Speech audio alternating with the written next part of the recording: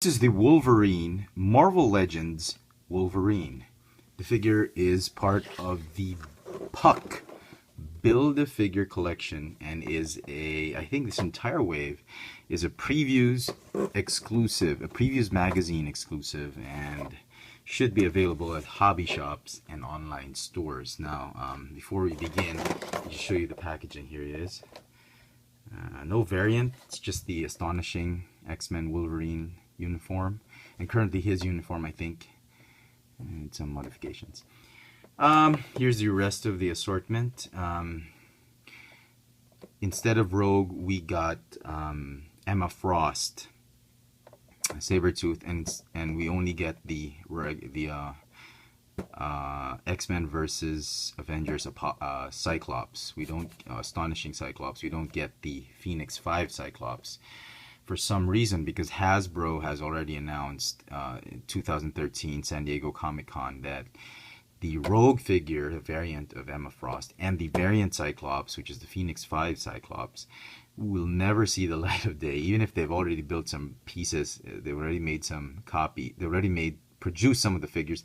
Those two figures will never be released unless they find a way to squeeze it somewhere, because the story had just passed for Avengers versus X-Men, and Rogue wears a different costume now, and I have no idea, for some stupid reason Hasbro has decided to screw the collectors and not release those two figures. So I'm still hoping they come out as exclusives, convention exclusive, whatever, but get them out in the market.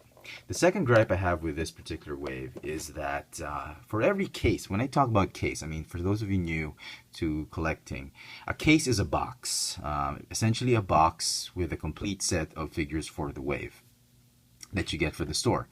You should get the complete figures unless the staff of the store has already cherry-picked, or has already picked, or not pilfered, but just has already picked through the boxes and taken whatever he wanted to. But usually a case will come complete, and when you talk about a case, it's the box or the wave. Now, for every case of this particular wave of Marvel Legends figures, you get 8 figures, and most often than not, Marvel Legends cases come with 8 figures, and out of those 8, you get 3 Wolverines, 2 Cyclops, 2 Sabretooths, and only one female, one Emma Frost in this case. So you get 2, 2, 5, 6, 7, 8.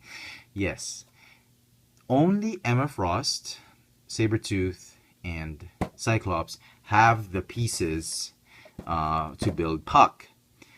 So if you do the math, for every case, you will only get to build 1 Puck, and you will have extra arms and an extra head of Puck without a torso pieces. And for me, that's just stupid. Hasbro should have packed 2 Wolverines, 2 Cyclops, 2 Sabretooths, and 2 Emma Frost. Given that Wolverine is more popular, agreed, he'll be, kids are gonna want it more. Having already 2 Wolverines without any pieces of Puck is already good enough, because collectors won't need to buy Wolverine if they don't really like Wolverine and just after Puck. And kids who don't really want the whole set, they just want Wolverine, won't be stuck with any piece or body part of Puck. But the mere fact that they put only 1 Emma Frost, that means only 1 Puck can be built.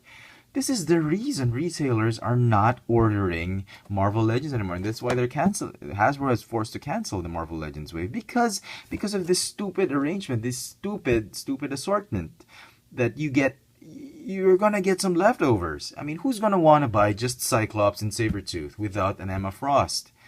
You're never gonna build in the entire community. Out of all the stores, every case will have 1 Emma Frost lacking because of the assortment. People, I don't know, they're thinking some people won't care about Puck. I mean, why even come up with Puck if you think half the people are not gonna buy it? That's why you don't. It is just beyond me. I mean, for those of you, if anyone from Hasbro is watching this video, it's called the brain. I wish you would use it sometimes. Anyway, now that that's done and over with, here is the figure. The figure is absolutely brilliant. I mean, phenomenal figure.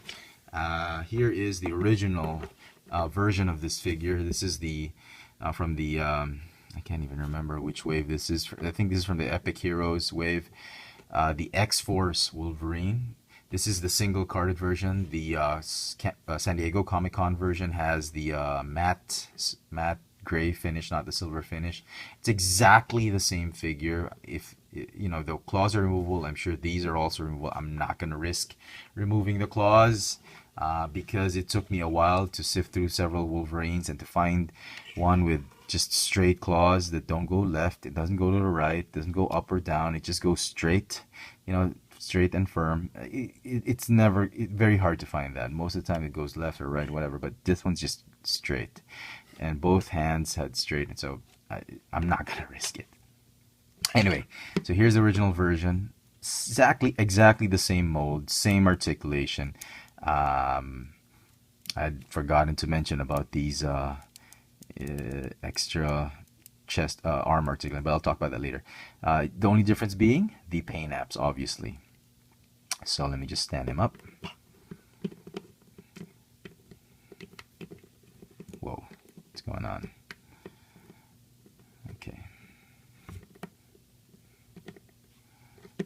So, okay.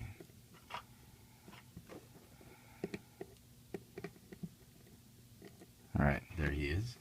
And for those of you, let me see if I can focus light, please. For those of you curious about the Toy Biz version, here is the ancient Toy Biz figure. I mean, back in the day, this was a pretty awesome figure. He's a little bit skinny, yes, but the scale was great. For a while, this was the quintessential Wolverine, astonishing Wolverine back in the day. It was in the Apocalypse wave. 2006. So it was very, very cool back then. But this one, I think, is the better figure out of all between the two. See, he's also got the straight claws. But back in the day, I loved this figure. One of my few Toy Biz figures that I have not sold off. So anyway, going back to this one, paint apps. Not too bad, not too shabby. There are a lot of quality issues, as you can see. Lots of blue bleeding into the yellow here and there. You just have to be careful with that. And again, as I said, the claws are unpainted, but you have to make sure you get one which is not bent. Face sculpt. It's the problem is with the yellow paint. It's really bleeding into everything. So you make sure you get one with decent enough paint apps. Articulation is exactly the same as the X-Force Wolverine. Ball jointed neck on a hinge, ball jointed upper torso, waist swivel, ball hinge shoulders with a pectoral swivel, ball swivel bicep, double jointed elbows, ball hinge wrists, ball hinge hip. The only problem with this one is that the pin is still at an angle and not perpendicular. It's got a thigh swivel, double jointed knees, calf swivel, ball hinge ankles with rocker joint. So very, very cool. If you're a big X-Men fan, this is as good as a Wolverine gets. I mean, really, really nice. It's so close to what he's wearing right now in Wolverine and the X-Men comic book as headmaster of the Jean Grey school.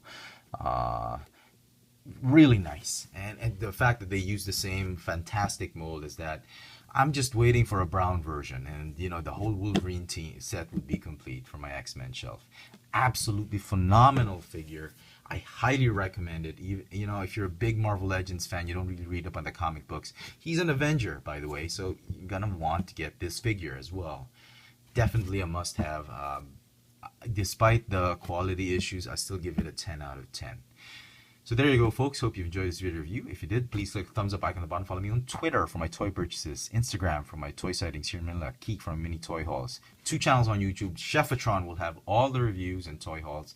My old FX France channel will just have vlogs. FX France and Chefatron, they're one and the same, in case you're wondering.